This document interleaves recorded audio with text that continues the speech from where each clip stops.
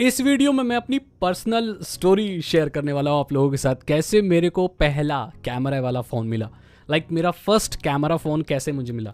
मैंने सोचा यार लॉकडाउन चल रहा है, कुछ अपनी पर्सनल स्टोरीज़ भी आप लोगों के साथ शेयर करूँ, काफ़ी मज़ा आएगा, शायद आप रिलेट भी कर पाएँ। तो जो मेरा पहला मल्टीमीडिया स्मार्टफोन था वो था नोकिया 3110C 3110C, जो कि बहुत उस ज़माने में 2007 में मैंने लिया था और वो तब बहुत पॉपुलर था। किस टैगलाइन से? One touch photo, one button photo phones. Nokia के ऐसे बजट सेगमेंट के या मिड रेंज के फोन्स जिससे एक बटन से आप फोटोज क्लिक कर सकते हो।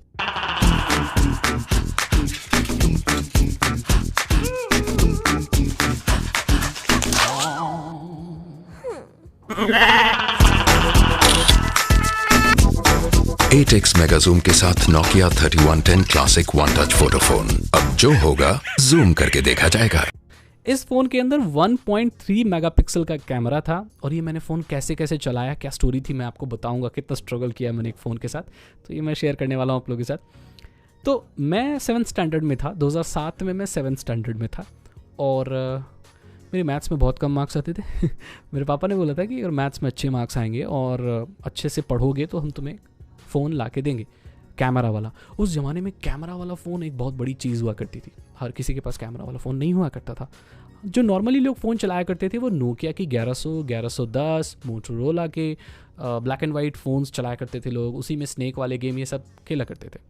तो इतना कॉमन नहीं था। जो लोग खुद कमाते थे, जो थोड़े पैसे वाले थे, उन लोगों के पास नोकिया 6600, N72 मेरे को याद है, ये सब जो फ़ोन हुआ करते थे, जिनको अभी कोई पूछता भी नहीं है, मैं आपको बता दूं। नोकिया 5200, नोकिया एक्सप्रेस म्यूज़िक, ये सब बहुत पॉपुलर फ़ोन्स थे।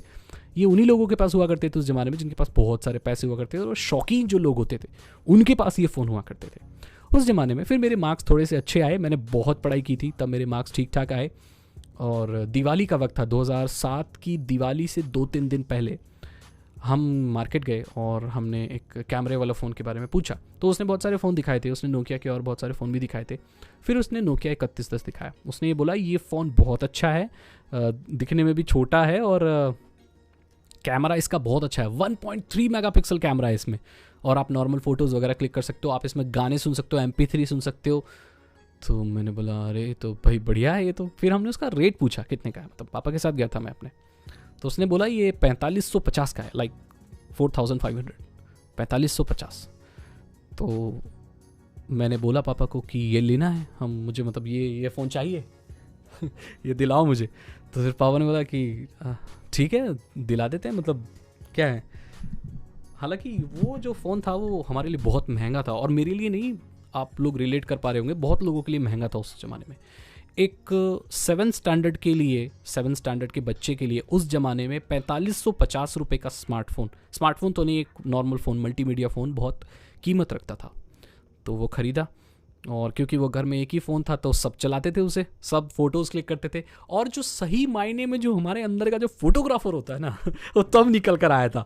1.3 मेगापिक्सल का कैमरा था, इतनी सी स्क्रीन थी उसकी, लिटरली इतनी सी स्क्रीन है उसकी, उस फ़ोन की।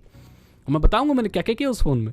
तो हम जो चीज़ हमें दिखती थी, आसमान, बादल, सेल्फी कैमरा तो था नहीं, तो ऐसे उल्टा करके ही फ़ोटो लेते थे, पानी की, बहते पानी की, ऐसे साइड से सनसेट की फ़ोटो, पूरा कतई फोटोग्राफर बन गए हम उससे। बहुत सारे फ़ोटोज़ वगैरह लिए हमने। फिर अब क्या है कि फ़ोन मल्टीमीडिया है लेकिन इंटरनेट कनेक्शन है नहीं उसमें, तो वीडियोस कहाँ से आएंगी। उस ज़माने में वीडियोस डलवाने के लिए बाहर जाना पड़ता था। डाउनलोडिंग वाले दुकानें होती थी, डाउनलोडिंग वाले भैया होते थे जो क्या करते थे, 50 रुपये लेते थे, 15 रुपये लेते थे, और आपके फ़ोन में ना गाने भर देते थे। MP3, सुहाने पल, सोनू निगम जी की एल्बम्स और ये सब भर देते थे। तो मैं इश्क कमीना गाना हो सुनता था उसमें कर दे मुश्किल। हाँ, तो वो सब हुआ। अब वीडियोस नहीं होती थी, तो मेरे को किसी दोस्त ने बोला कि अबे अगर तेरे फ़ोन में मल्टीमीडिया है ना, नेट है, तो तू यार चला सकता है। मेरे को भी नॉलेज थी, तो हालांकि फ़ोन के इंटरनेट के बारे में इतनी नॉलेज नहीं थी मेरे को। तो मैंने सोचा अरे वाह, GPRS तो है इसमें यार, तो इंटरनेट तो चलना चाहिए। तो पहले क्या लफड़ा होता था, सेटिंग मंगानी पड़ती थी, GPRS की सेटिंग मंगानी पड़ती थी। G लिखा आता था वो चलता था, फिर E लिखा भी आता था जो कि एज था, जो कि फास्ट होता है, 2.5G जनरेशन बोलते हैं इसको। सेटिंग मंगाई, नहीं चला, 2 दिन सेटिंग मंगाई, कस्टमर केयर को बहुत कॉल किया। मैं फ़ोन पर तौलिया लगा के कस्टमर केयर से बात किया करता था ताकि मेरी जो आवाज़ है वो मोटी लगे और वो ये ना बोल दे कि अपने पापा को फ़ोन दो। क्योंकि स्टार्टिंग में मैंने कस्टमर केयर को कॉल करना शुरू किया था तो मैं बोलता था हेलो, हाँ मेरा नेट नहीं चल रहा है। तो बोले कौन बेटा, अपने पापा को फ़ोन दो। तो मैं तौलिया लगा के, मेरी आवाज़ पतली थी पहले, तौलिया लगा के हेलो अजय नेट नहीं चल रहा, अजय नेट नहीं चल रहा, ऐसे बोलता। तो बोलता था हाँ सर सेटिंग भेज रहे हैं, GPRS की सेटिंग आती थी। तो आई और तीसरे दिन मेरा इंटरनेट ऑन हो गया, लाइक गूगल ऑन हो गया। मैं खुश हो गया, मैंने बोला वाह ये तो कंप्यूटर में देखता हूँ, मेरे मोबाइल में आ गया। तो उसके बाद जैसे ही मैंने वो पेज देखा, निहारा, सर्च मारा, लत लगी भाई, चलाते चले गए, मेरे पैसे उड़ गए यार। मैंने बोला अरे तो बहुत महंगा है यार। इंटरनेट पैक जैसी चीज़ तब नहीं हुआ करती थी, तब आपको मंथली 249 रुपीज़ देने पड़ते थे, प्लस आपको जितना आप सर्व करोगे पर पेज के हिसाब से, KB के हिसाब से आपको पैसा लगता था। और इंटरनेट बहुत एक्सपेंसिव था मेरे भाई, बहुत महंगा था। तो ऐसे जगह धीरे, फिर एक बार क्या हुआ, मेरे एयरटेल में 0 बैलेंस था और नेट खुल गया, लाइक नेट खुल गया।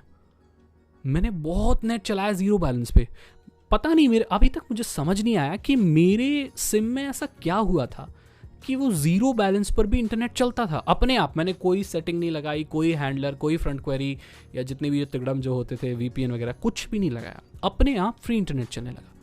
ये करीब मैंने 6 से 7 महीने फ्री इंटरनेट अनलिमिटेड चलाया था। वो अलग बात है कि स्पीड बहुत कम हुआ करती थी और जो डाउनलोड होता था नोकिया में वो 99 पहुंच के फेल हो जाया करता था, फ्रस्ट्रेशन होती थी। फिर मैंने सुना ओपेरा मिनी का नाम और UC वेब, तब इंट्रोड्यूस हुआ ओपेरा मिनी और UC वेब।